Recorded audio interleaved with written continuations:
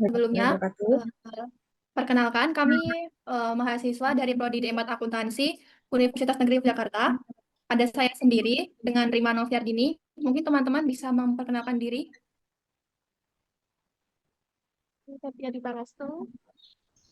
Saya Nadila Insya Putri. Pertama-tama saya ingin mengucapkan terima kasih atas kesediaan Ibu untuk meluangkan waktunya wawancara bersama kami. Mungkin sebelumnya Ibu bisa perkenalan terlebih dahulu. Oke, baik. Selamat siang semuanya. Perkenalkan, nama saya Windy Kisni. Saya dari Kepala Akunting PT Golden Aginusa. Di sini saya menyetujui untuk wawancara bersama teman-teman semuanya. Baik Ibu, terima kasih ya atas kesempatannya. Oke, untuk yang pertama, pertanyaannya itu bagaimanakah proses bisnis yang dijalankan oleh PT Golden Aginusa, Ibu? Mungkin gini ya, kita jelaskan dulu dari awal PT Golden Agin dulu. Jadi biar tahu nanti bagaimana rules-nya dalam perusahaannya. Jadi PT Golden Aginusa ini kan perusahaan manufaktur ya, bergerak di bidang agrikultur, yaitu produksi tangki sprot pertanian. Jadi kalau untuk prosesnya, kita tuh lebih banyak di produksi, karena kita sebagai distributor utama ya, produsen ya, kita kan pabrikan. Jadi proses kalau untuk ditanya proses itu pasti kita kebanyakan dari produksi dan nanti akan ada bagian-bagiannya untuk menghasilkan barang jadi. Mungkin bisa dijelaskan Ibu alur prosesnya dari awal hingga produknya itu sampai ke tangan konsumen dan juga divisi-divisi apakah yang dimiliki pada perusahaan tersebut. Karena kami termasuknya perusahaan yang lumayan lama ya, divisi kami ada banyak sekali, hampir 20-an divisi. Dan itu dibagi menjadi beberapa part ya, bagian, itu ada bagian perakitan, ada bagian gudang, gudang penyedia, gudang pengeluaran, ada juga kita finishing, packing, hampir semua di lini perusahaan, hampir semua perusahaan mungkin memiliki, sama kayak kami ya, sama juga ada bagian las, bagian plastiknya, blowing, injection, semuanya ada. Untuk sampai ke distribusi ke toko, kita ada beberapa perwakilan. Jadi setelah kita produksi dari awal bahan baku dan sebagainya disiapkan, dirakit, di packing semua sampai jadi, kita distribusikan ke perwakilan ada, ke kementerian ada, kan kita ada juga penjualan e-katalog ya yang bekerja sama dengan pemerintah, ada juga kita perwakilan di setiap daerah. Jadi ada sales keliling juga untuk mendistribusikan barang-barang tersebut. Jadi setiap ini biasanya perwakilan atau kementerian atau apa melakukan order kepada kami, kita siapkan barang sesuai dengan orderan, baru kita distribusikan ke mereka semua.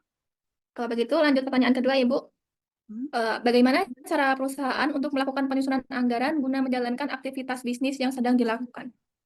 Anggaran ya, anggaran itu kan biasanya kita setiap tahun akan ada evaluasi, laporan keuangan dan evaluasi. Jadi dari evaluasi yang kita laksanakan, kita akan mapping dulu dari awal, misalkan perbagian ini membutuhkan budget berapa dari contoh yang tahun sebelumnya.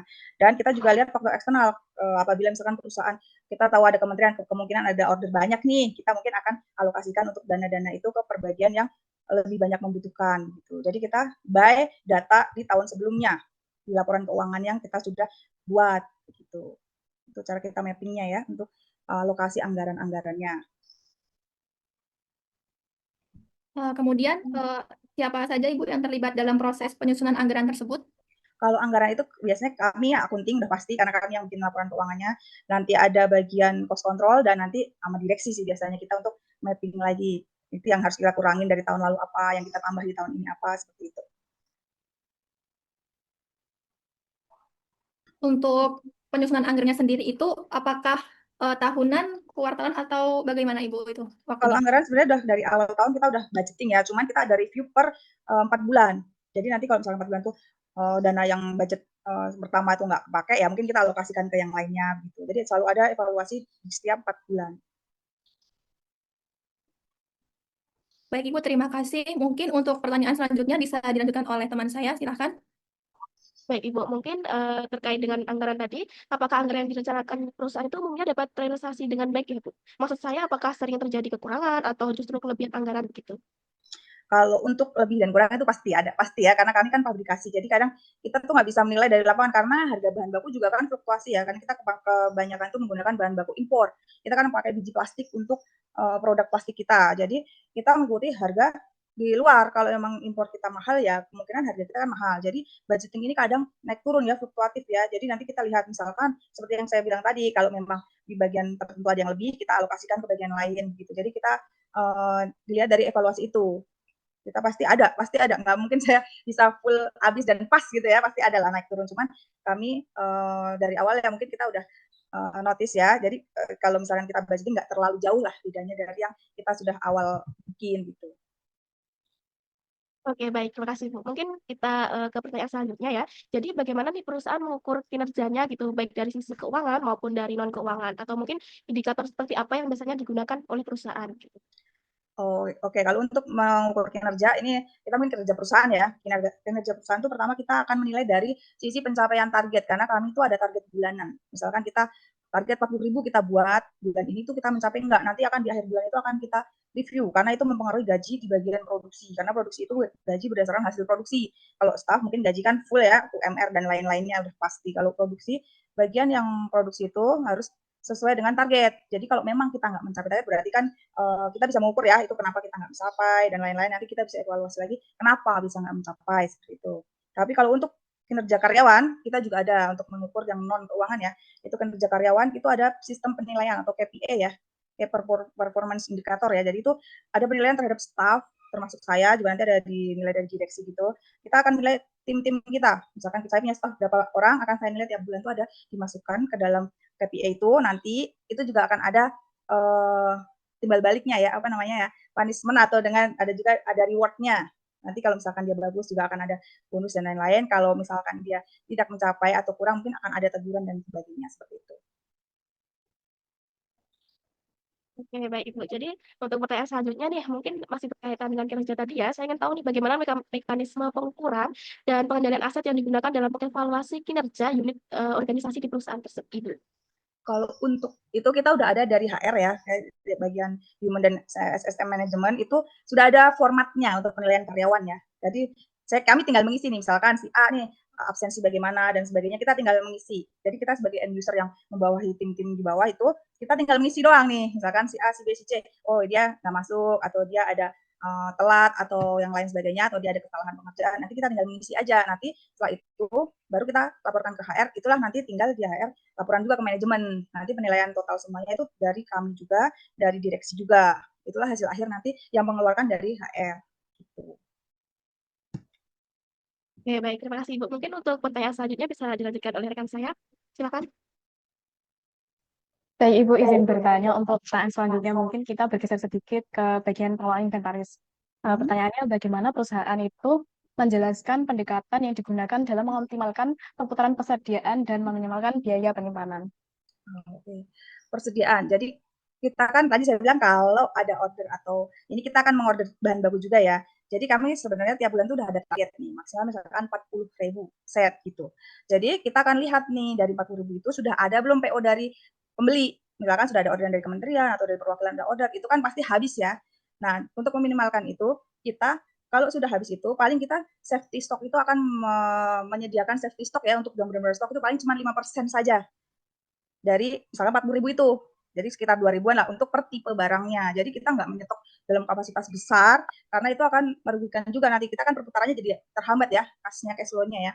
Jadi kita hanya akan memberikan safety stock untuk per tipe barang itu sekitar 5% dari target kita. Jadi kita muternya baru terus barang-barang kita itu gitu. Nggak terlalu banyak menyetok gitu. Baik, Ibu. Terkait dengan untuk mendukung kelancaran pengelolaan persediaan sendiri, seperti apa kinerja kerjasama perusahaan dengan tim pengadaan dan logistik? Apakah ada cara khusus agar koordinasinya itu tetap berjalan dengan efektif? Di perusahaan kami itu terutama udah ada program ya, kita menggunakan 2 program, yaitu Zahir untuk keuangannya dan kita menggunakan O2C ya. Kalau sekarang mungkin dibilang apa ya kalau di kalian ya, kita panggilnya O2C di perusahaan kami namanya sistemnya. Jadi semua nge-link. Jadi kalau misalkan dari satu bagian ke bagian lain itu tidak menginput data di hasil produksi di hari yang sama, itu bagian lain nggak bisa kerja. Jadi misalkan dari perakit awal nih, rakit, dia nggak pindah barang, nggak mutasi di programnya ke bagian lainnya. Jadi bagian berikutnya ini nggak bisa bekerja. Nanti hasil produksi hari itu pasti terhambat. Jadi pasti itu ada koordinasi antar bagian, karena bagian yang saling berhubung ini pasti nggak mau ketinggalan kan untuk mengisi datanya. Jadi pasti saling koordinasi itu pasti. Karena kalau enggak, satu nggak input, semua nggak dapat gaji nanti. Karena satu hari hasil produksi nggak akan ke-record. Jadi kalau misalkan ditanya bagaimana antar bagian itu sudah pasti harus saling terhubung dan harus saling kerjasama. Karena itu nanti tergantung dari hasil itu mempengaruhi nanti gaji di akhir bulan seperti itu. Jadi mereka pasti harus saling, tolong dong di input yang bagian A, saya kan mau lanjut nih ke bagian B gitu. Nanti sampai ke hasil terakhir barang jadi, barulah itu bisa kita mutasi ke perwakilan dan atau penjualan gitu. Baik, Ibu, terima kasih atas jawabannya. Berarti itu ada koordinasi antar departemen secara tim ya, Bu? Ya, wajib itu harus. Karena kalau nggak dapat gaji nanti mereka di hari yang sama. Nggak ke input, besok temannya nggak gajian yang di bagian berikutnya. Kalau belum sampai selesai di inputnya. Ya, baik, Bu, terima kasih. Lalu untuk pertanyaan selanjutnya akan dilanjutkan oleh rekan saya. Terima kasih, Bu. Bagaimana PT Golden Aginusa melakukan pengendalian pada unit bisnis mereka? Oh gitu. Jadi kalau untuk kami itu tiap bulan itu ada laporan stok off-name namanya.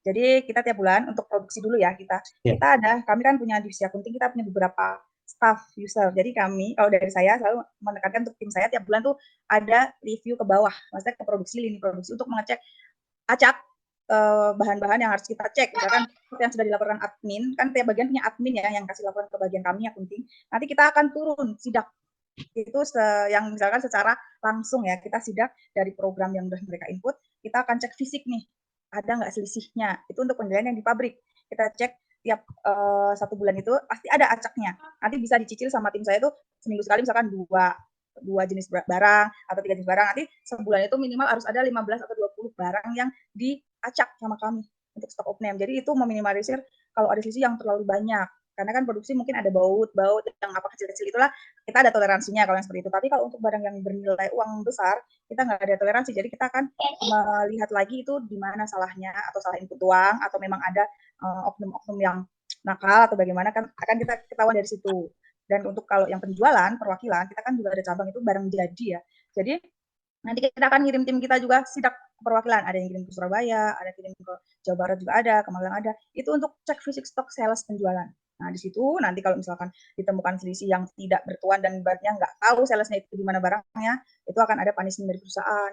Gitu. Jadi kita tiap ini ada cek laporan yang diinput di program dengan fisik di lapangan seperti itu. Ya, baik. Mungkin untuk pertanyaan selanjutnya, apa perencanaan strategik dari PT Golden Aginusa sebagai bagian mendasar dari proses pengendalian manajemen?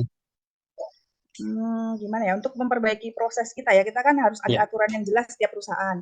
Jadi untuk memanajemen manusia maupun kerjanya, kita kan selalu berdasarkan aturan yang perusahaan buat.